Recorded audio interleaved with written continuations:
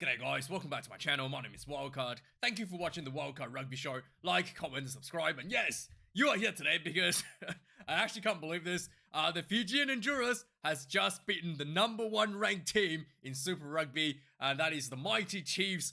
I actually can't believe this. I don't think anyone except the die-hard Fijian fans expected this.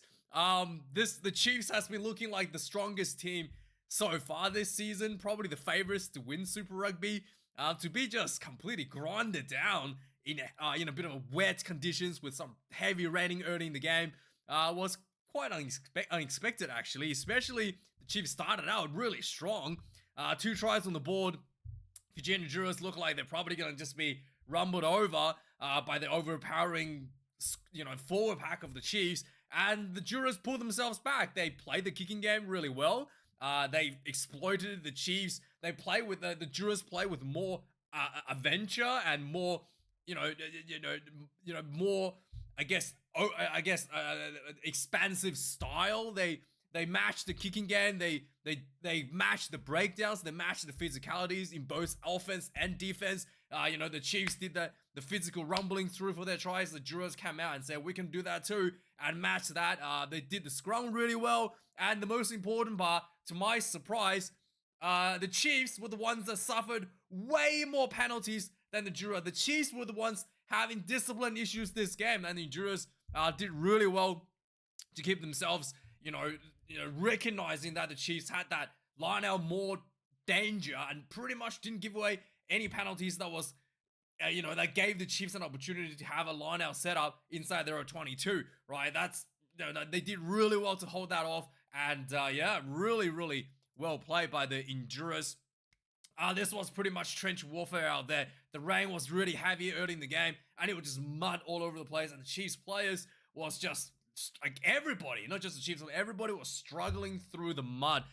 Players were just exhausted towards the end of the game, and I think that one of the major turning point is when Jacob, the number 10 from the Chiefs, did the kick over the top, straight into the number 11 of Fijian Drua winger, Logan Marcy, who just ran through for the try. And I knew that was a mistake when he did the chip at the top because it was like really wet.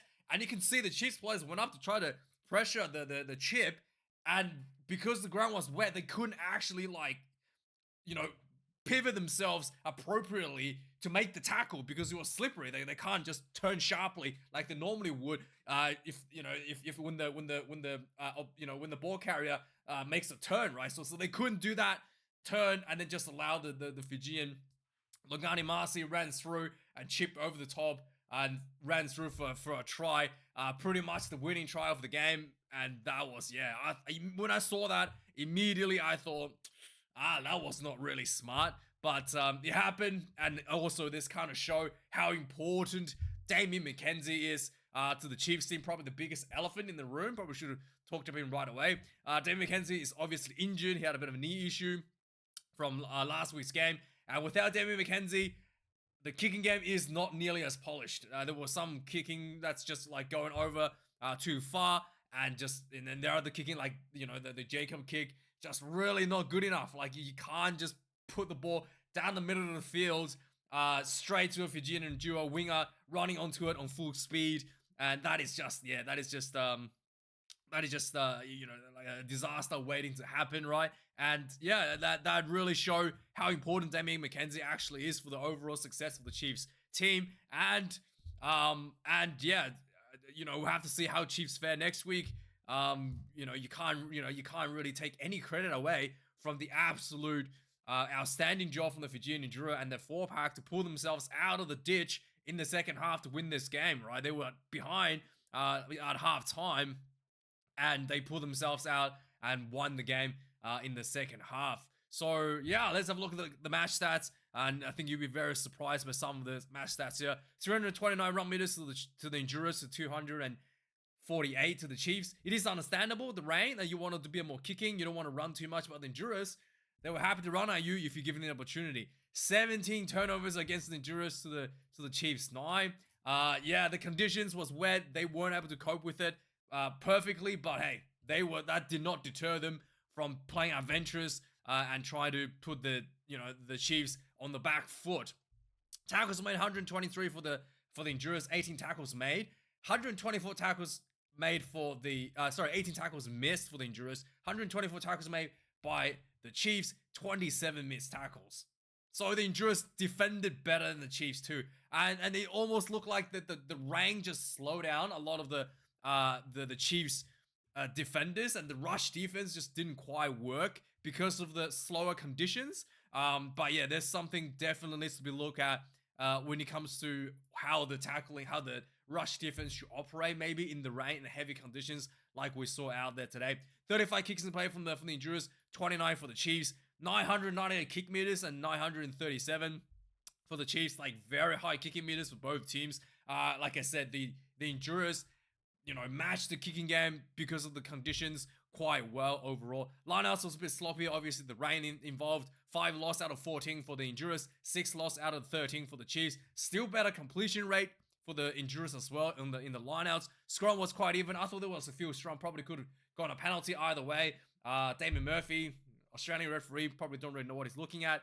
No penalties, no turnovers was given out from the scrums there. And this is probably the most impressive part. The Endurance only conceded 8 penalties this game to the Chiefs, 14 penalties overall. Especially in the second half, the Endurance was able to really control their discipline and not allowing the Chiefs getting inside their own 22 with a free penalty and rumble over with the more like they did in the first half. And I really like the fact that the Endurance adjusted to that style that the Chiefs clearly wanted to bring and clearly had an advantage and avoided for the majority of the game. So let's go over some of the key moments of the game. It took about 4 minutes, not even 2 minutes for the Chiefs to score their first try. Penalty, line out, more, and then immediately the big boy, Somosoni Taukiaho, rumbles over for a try. It's pretty hard to stop in the close position like that. And it was 5-0 on the board. This kick was missed. Not too difficult of a kick, I don't think, but this was missed by Jacob. So 5 points to 0. 20 minutes into the game, there was an offside against the Chiefs. Endurance kicked this one, 3 points to 5. 25 minutes into the game, there was another penalty to the Chiefs. They kicked it out for a line out. They went for the more, and then just crashed through really close to try line. Eventually, Tupo'o crashed over for the try. 12 points to 3 for the Chiefs. 34 minutes into the game, another penalty for the Endurance for side entry for the Chiefs, and the Endurance really hasn't even gotten into the 22 that much at this point. They kick another 3, 6 points to 12, and that's at halftime. 2 penalties to 2 tries to the Chiefs. Not looking very good for the Endurance. But second half coming out, immediately the Endurance made a huge shift to the style they wanted to play. They play much tighter, and they play more physicality, just straight down your face. 2 minutes in, they just start rumbling through with the big forwards. Fast ball, flat ball, just keeping it tight. And then eventually a flat crash ball from Daralangi went over for the try. 13 points to 12 for the Endurance, 1 point ahead. There was a line out, 46 minutes into the game, that was stolen by the Chiefs. The counter attack was on. The ball went out wide to the I think it was the Chiefs winger who kicked Carter. Yeah, he kicked the ball down the field, and Antoine Leonard Brown ran through and scooped out the ball and went over the try line sliding over the try line due to the wet conditions for the try for the Chiefs. 13 points to 17. The Chiefs pulled themselves ahead. 49 minutes in the game. Again, the Endurance is keeping it tight. Lots of pressure, tight, and then creating space out wide. The ball spread out wide to the winger Logani Marcy, who flicked the ball back in to the number 15 Kera Valevu, who got the ball, went in for the try. 18 points to 7. The Endurance comes ahead by 1 point. 65 minutes in the game. Like I said, this was probably just, when I saw this, I was just like mind blown. There was a scrum, like a centerfield scrum. No, not centerfield. This was a scrum near the 50-meter mark, inside the Chiefs 20, inside the Chiefs half, right? So Jacob got the ball right in the middle of the field, and he did a little kick over the top, straight down the middle of the field. There was 3 Chiefs players chasing this.